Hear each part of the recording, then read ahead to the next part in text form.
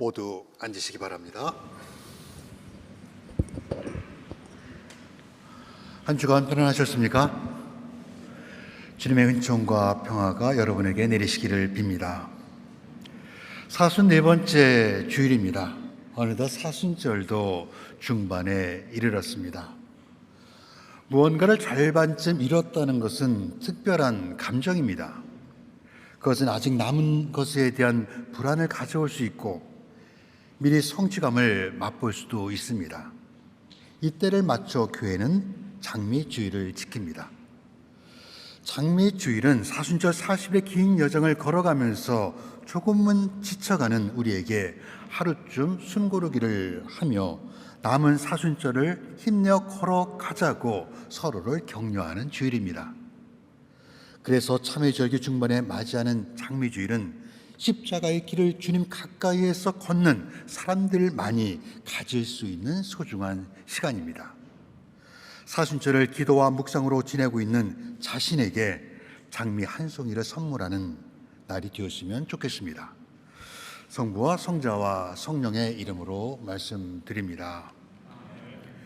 성서 전체에서 요한복음 3장 16절만큼 친숙한 구절은 없습니다. 하느님은 이 세상을 극진히 사랑하셔서 외아들을 보내주시어 그를 믿는 사람은 누구든지 멸망하지 않고 영원한 생명을 얻게 하여 주셨다. 읽을수록 신비로 가득하고 참으로 아름다운 구절입니다. 이 짧은 구절은 마틴 루터가 기독교의 요약이라고 부를 만큼 신앙의 핵심입니다. 그는 3장 16절을 이해하면 성서 전체를 이해하는 것이라고 말하기도 합니다. 하지만 짧고 잘 알려진 구절이라고 해서 이해하기 쉽다는 의미는 결코 아닙니다. 3장 16절은 흔히 단독으로 인용돼서 전도지나 교회의 인쇄물에 빠짐없이 등장하고 목회자들의 컴퓨터 배경 화면으로도 자주 사용됩니다. 그런데 사실 이 말씀은 제자들이 아니라 니고데모에게 주신 말씀입니다. 따라서 오늘 복음 앞에서 니고데모와 예수 사이에 무슨 대화가 오고 갔는지를 알아야 그 의미를 올바로 파악할 수 있게 됩니다. 니고데모는 바리사이파 사람이며 유대의 지도자 중 한 사람입니다. 성서 주석가들은 그가 한밤중에 예수님을 찾아온 것은 자신의 신분이 노출될 것을 우려했기 때문이라고 말합니다. 하지만 예수에게서 배우고자 하는 그의 열망이 늦은 밤에도 불구하고 예수를 찾게 한 동기였다고 말하는 다른 해석도 있습니다. 저는 개인적으로 두 번째 견해에 서 있습니다. 믿음은 들음에서 나고 열망이라는 밭에서 자라기 때문입니다. 유대 최고 권력기관인 사내들인 의회 회원이기도 한 니고데모는 한껏 예를 갖추어 예수님을 선생님이라고 부릅니다. 예수님은 그가 단순한 호기심이 아니라 진지한 질문을 가지고 찾아왔다는 것을 아시고 의례적인 말을 건너뛰어 바로 본론으로 들어갑니다. 예수님은 그에게 누구든지 새로 나지 아니하면 아무도 하나님의 나라를 볼 수 없다고 알 듯 모를 듯한 말씀을 던지십니다. 니고데모가 다 자란 사람이 어떻게 다시 태어날 수 있겠습니까? 라고 재차 묻습니다. 예수님은 정말 잘 들어두어라. 물과 성령으로 새로 나지 않으면 아무도 하나님 나라에 들어갈 수 없다라고 대답하십니다. 바리사이파 사람으로 누구보다 지혜롭고 생각 깊은 니고데모이지만 그가 예수님과 더 깊은 관계를 갖기 전까지는 그 뜻을 완전히 이해하지 못할 것입니다. 우리도 마찬가지입니다. 짧은 구절에서 많은 이야기가 쏟아졌습니다. 여기서 그것들을 정리하고 하지 않으면 이야기는 더 복잡해지고 혼란스러워질 것입니다. 먼저 누구든지 새로 나야 한다는 문구는 어떻습니까? 다른 번역에서는 거듭난다, 위로부터 난다고 말하기도 합니다. 어떤 것이든 물과 성령으로 나는 것은 변함이 없습니다. 물로 새로 난다는 것은 죄사함을 말합니다. 그러면 성령으로 새로 난다는 것은 무엇입니까? 요한은 성령에 대해 이렇게 말합니다. 성령께서 오시면 너희는 내가 아버지 안에 있다는 것과 너희가 내 안에 있고 내가 너희 안에 있다는 것을 깨닫게 될 것이다. 그러므로 성령으로 새로 난다는 것은 하느님의 영이 우리 안에 사심으로써 그리스도의 사랑과 온유, 오래 참은 자비, 절제가 우리 안에 가득하다는 것입니다. 그러면 영원한 생명은 또 무엇입니까? 요한에게 있어 영원한 생명은 죽음 이후의 삶이 아니라 예수님을 믿음으로써 경험하는 현재, 지금입니다. 또한 영원한 생명을 산다는 것은 단순히 인간 수명이 끝없이 지속되는 것이 아니라 옛사람에 대해 죽고 새로운 존재로 살아가는 것입니다. 니고데모도 그리고 우리도 이 순간을 모두 이해할 수 없지만 현재와 미래 어느 시점에서 우리의 삶과 운명 그리고 믿음을 그분 안에 두게 될 때 이 모든 비밀을 알게 될 것입니다. 오늘 사건 이후 성소에서 사라졌던 니고데모는 요한복음이 끝날 무렵 아리마대 요셉이 예수의 시신을 거두어 장사 지낼 때 카메오로 다시 등장합니다. 그는 십자가 아래서 오늘 예수님과의 대화를 기억하고 새로 나야 한다는 말씀의 의미를 깨달았을 것입니다. 예수님은 여전히 고개를 갸웃거리는 니고데모에게 구리뱀이 광야에서 모세의 손에 높이 들렸던 것처럼 사람의 아들도 높이 들려야 한다. 그것은 그를 믿는 사람은 누구나 영원한 생명을 누리게 하라는 것이다 말씀합니다. 이는 오늘 일독서 민수기에 있는 이야기이기도 합니다. 44번째 주일복음은 여기서부터 시작합니다. 비참했던 이집트 노예에서 자유인이 되어 광야로 나온 히브리인들은 사순절 절반을 지나온 우리들처럼 이집트에서 약속의 땅에 이르는 긴 여정의 중간쯤에 서 있습니다. 그들이 지나온 길은 험난했고 끝나려면 아직 멀었습니다. 겨울이 2번 오기 전에 약속의 땅에 이를 것을 기대했던 그들은 광야에서의 날수가 늘어나자 불안하고 조급해졌습니다. 그들 중 몇몇이 나서서 우리를 이집트에서 데리고 나와 광야에서 죽게 하려는 것이냐라고 모세에게 불평을 퍼부으며 다시 이집트로 돌아가자고 선동을 합니다. 그런데 그들의 투덜거림에 주의를 기울여보면 얼마나 터무니없는 수준인지를 알게 됩니다. 처음에는 먹을 것이 없고 마실 물도 없다는 나름대로 타당한 이유가 있었습니다. 그런데 그것이 해결되자 이제는 만나와 메추라기는 지겹다면서 이집트에서 먹던 신선한 생선과 고기, 오이, 참외, 부추와 마늘이 먹고 싶다고 불평을 하는 겁니다. 그들은 지금 약속의 땅을 향해 가고 있다는 사실을 잊고 마치 약속의 땅에 이르는 것처럼 행동하고 있습니다. 그들이 영의 목적과 의미를 잃어버리자 인내도 희망도 함께 사라졌습니다.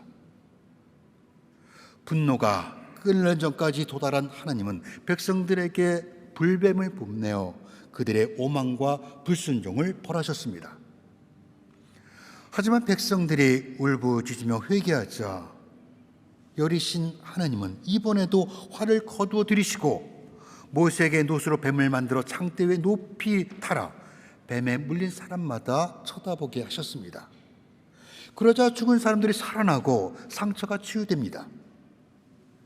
요한복음은 옛날 광야에서 모세의 손에 높이 들렸던 구리뱀같이 예수님의 십자가는 우리에게 주어진 구원의 표징이라고 말합니다. 그런데 사실 십자가는 굴욕과 패배의 상징입니다. 그러나 예수님은 이스라엘 백성들이 생명을 얻기 위해 그들에게 죽음을 가져온 뱀을 정면으로 바라보아야 했던 것처럼 우리가 지옥의 십자가를 바라보아야 살 것이라고 말씀합니다.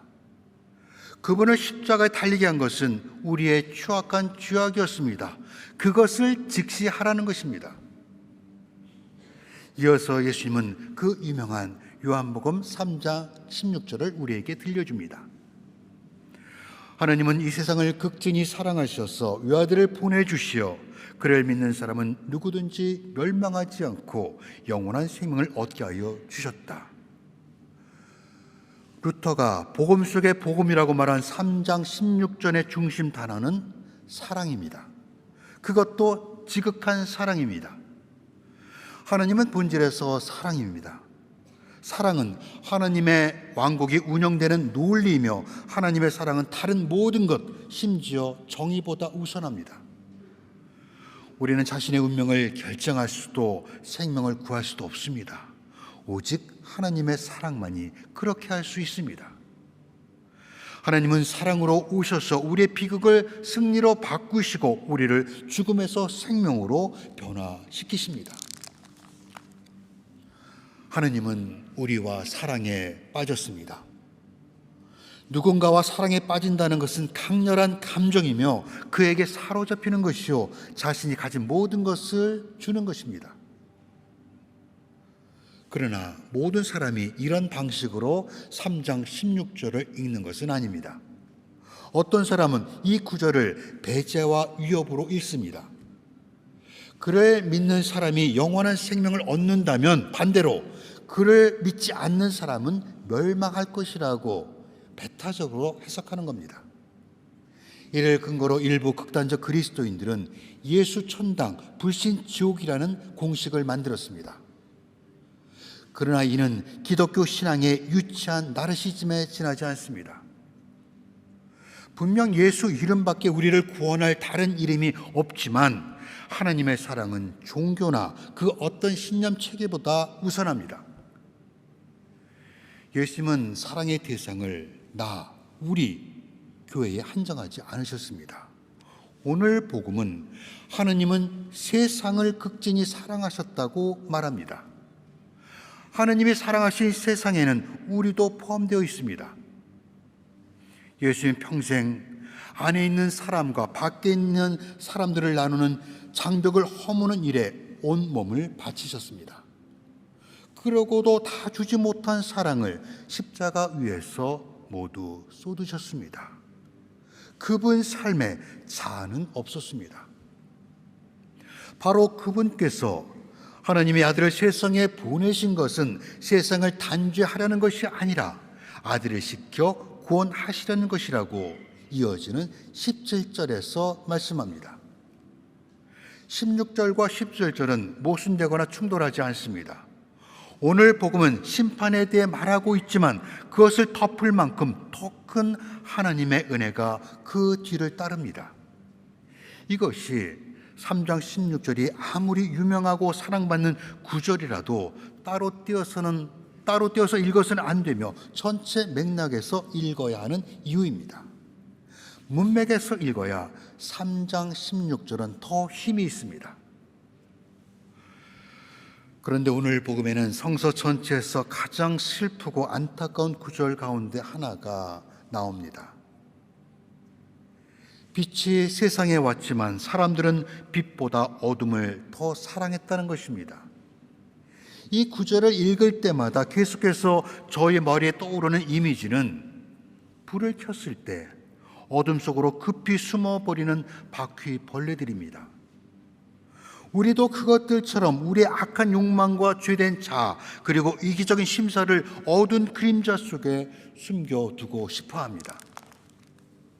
빛은 두 가지 역할을 합니다. 하나는 어둠을 폭로하는 것이고 다른 하나는 하나님의 사랑을 드러내는 것입니다. 우리가 그리스도를 빛으로 이해한다면 그분 안에는 빛의 특성인 심판과 은혜가 모두 들어 있습니다. 우리에게 예수밖에 다른 이름이 없지만 요한 3장 16절을 부적처럼 붙들고 있는 것만으로 구원은 저절로 주어지지 않습니다. 복음을 들은 뒤에도 우리는 여전히 악을 선택하고 빛보다 어둠을 사랑하며 사탄의 지배를 받는 것을 경험하게 됩니다. 오늘 독서 민수기에서 모세가 높이 지켜들었던 놋뱀은 유다 왕국 말기까지 800년 동안 성전의 유물로 보존되었습니다. 시간이 지나면서 사람들은 모세의 놋뱀을 숭배하기 시작했습니다. 그들은 그 옛날 조상들이 모세 노뱀을 보고 치료받았던 것처럼 성전에 보존된 노뱀에게서 같은 기적을 기대했습니다.